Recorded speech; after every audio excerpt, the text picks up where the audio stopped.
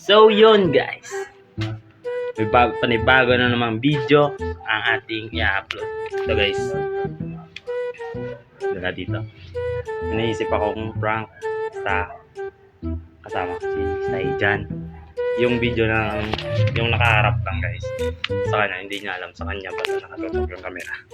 Dito na guys, dito nag-sit up dito. Ako dito ako nag-sit up na. Guys, yan. Sit up ako. Kaya tawagan na natin guys. Ayan, let's go!